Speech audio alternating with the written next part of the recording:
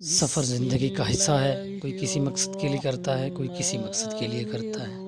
السلام علیکم ناظرین، کوئی سفر کرتا ہے روزگار کے لیے، کوئی سفر کرتا ہے حج و عمرہ کے لیے۔ ناظرین، جیسا کہ آپ جانتے ہیں کہ پرانے وقتوں میں اونٹوں پہ سفر ہوا کرتے تھے،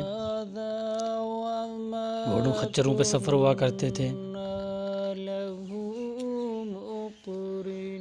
اگر کسی کے پاس کوئی کشتی ہوتی تھی تو کشتی پہ سفر ہوا کرتے تھے۔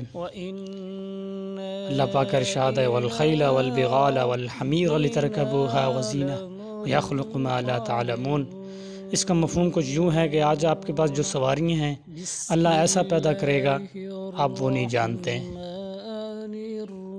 جیسا کہ ہم دیکھ لیں ہمارے پاس اچھی گاڑیاں ہیں، بہت اعلیٰ قسم کی گاڑیاں، ٹرینیں، حتیٰ کہ بلٹ ٹرین بھی بن گئی ہے۔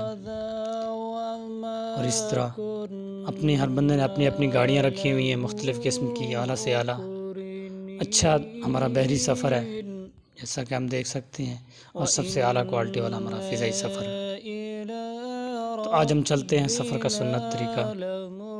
سفر پر روانہ ہونے سے پہلے 4 رکعت نفل ادا کریں، اپنے سفر کا تمام سامان چیک کریں۔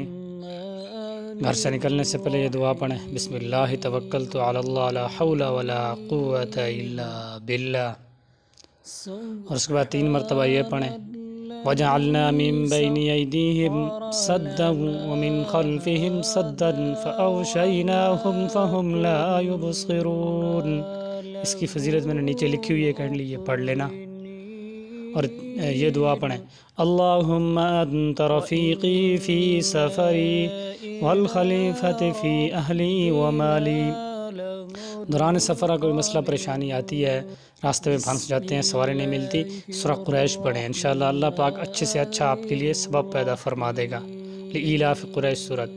اور جب سواری مل جائے تو یہ دعا پڑھیں، سبحان الذی سخر لنا هذا وما كنا له مقرنین وإنا إلى ربنا لمنقلبون۔